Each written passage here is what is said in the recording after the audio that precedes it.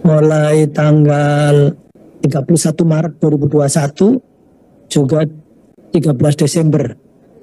Kalau 31 Maret pokoknya terakhir kesimpulannya berkenaan dengan hal-hal tentang ini 3K ini diharapkan saudara untuk ini kepada gubernur dan bupati wali kota segera melaksanakan pengangkatan P3K sesuai dengan formasi yang ditetapkan oleh Kementerian Pendidikan Aparatur Negara dan Reformasi Birokrasi, serta merealisasikan pembayaran gaji dan tunjangan P3K sesuai dengan ketentuan yang berlaku. Kemudian yang 13 Desember itu, alokasi dana yang telah diperhitungkan dalam alokasi DAU tahun anggaran 2021 dan alokasi DAU tahun anggaran 2022 untuk P3K guru merupakan dana yang ditentukan penggunaannya secara spesifik atau bersifat earmark sehingga tidak dapat digunakan untuk belanja lain. Nah ini jadi mestinya begitu, jadi ini menindaklanjuti. Ya, ini karena tuntutan dari Komisi 10 sehingga mereka menerbitkan ini. Karena banyak bupati wali kota dengan alasan tidak cukup anggarannya. Jadi sudah disampaikan di sini bahwa semua penjelasannya sampai ada anggaran sekitar 19 triliun itu sudah dialokasikan untuk semua. Bahkan untuk 1 juta guru. Jadi untuk 1 juta guru itu sudah disediakan, mestinya seperti itu. Jadi ini jumlah formasi P3K. Jadi kalau sekarang ini ada berapa itu kan nyicil itu. Ini semua total 1 juta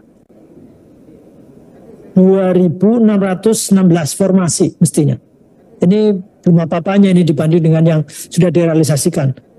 Ini sudah disediakan anggaran totalnya itu 2021 itu sudah 19 triliun.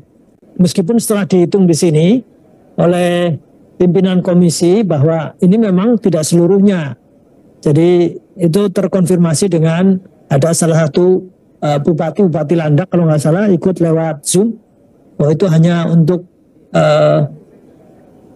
Cipokok. Nah gaji tunjangannya ini masih belum. Nah tapi faktanya juga ini beberapa kan juga ada anak-anaknya yang di ini ngantri seperti Bapak Ibu. Jadi jangan nanggap yang di sini sudah tenang-tenang. Ini punya anak cucu, anak-anak juga yang juga sama, nasibnya sama. Ada yang salah satu ada yang sudah diangkat, tetapi juga sudah dapat SK. Ternyata juga baru gaji pokok, kemudian tunjangannya belum diberikan juga ada. Jadi, tetapi lewat forum ini saya mengingatkan bahwa ini semuanya sudah menjadi kesepakatan kita hanya karena memang ada beberapa daerah yang ternyata tidak mengajukan atau bahkan sudah disetujui oleh Kemenpan RB ditarik seperti Kabupaten Brebes dan Jayawijaya itu saya kira ini problematika baru. Nah sehingga ada tuntutan di Komisi 10 kemarin meskipun saya ikut lewat Zoom karena saya ada rapat lain, tetapi ini mendesak untuk Kementerian Pendidikan dan Kebudayaan tidak bisa sendiri karena Kementerian Pan-RB juga terlibat, kemudian Kementerian Dalam Negeri juga terlibat karena ada pembagian tadi kalau disebut ada SLB itu kan SMK Pendidikan Khusus dan Layanan Khusus itu kan provinsi, kemudian SMP ke bawah itu kabupaten kota. Sekarang yang tidak didiskusikan adalah yang perguruan tinggi karena perguruan tinggi langsung ke pusat. Sehingga banyak diskusi kita adalah dengan provinsi dan kabupaten kota. Kalau tidak ada koordinasi, ya akan selalu seperti ini. Akan ada ketika dikabulkan kemudian dengan alasan anggarannya tidak ada. Padahal secara umum ketentuan dari Kementerian Dalam Negeri juga sudah ada. Dan kita juga sudah diskusi di sini. Sudah kita hadirkan semua.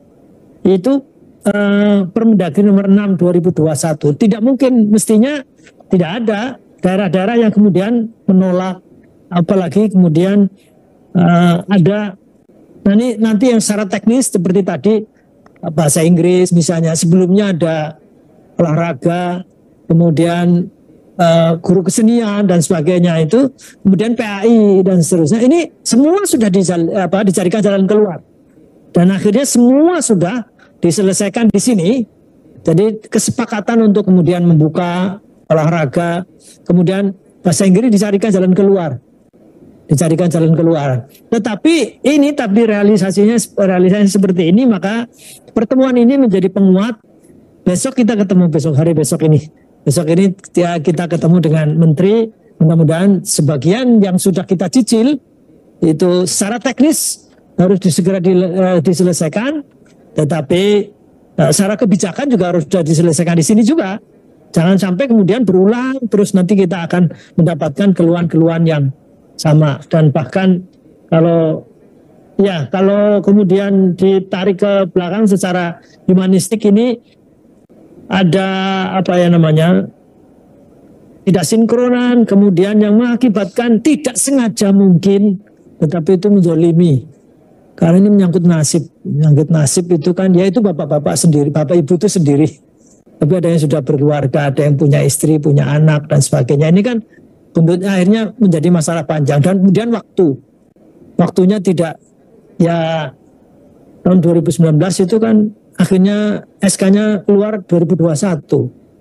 Ini kan 2 tahun, masa SK 2021. Ketika keluar SK ada yang sudah meninggal. Ketika menerima SK langsung pensiun juga ada. Apakah akan berulang seperti itu? Ini kan sudah 1 tahun ini. Kenapa? Iya. Iya, itulah. Jadi makanya apa gunanya ada 1, 2, 3, prioritas 1, prioritas 2, prioritas 3.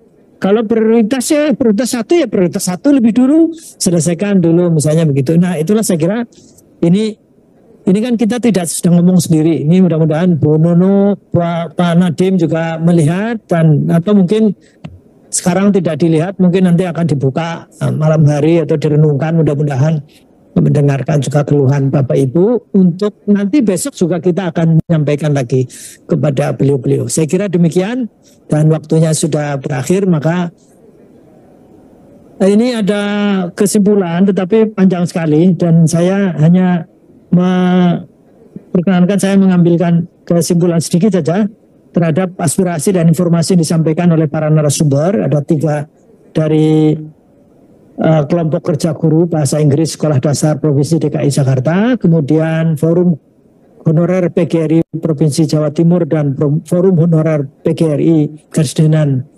Besuki, kemudian Forum Guru Prioritas Pertama Negeri dan Swasta FG PPNS.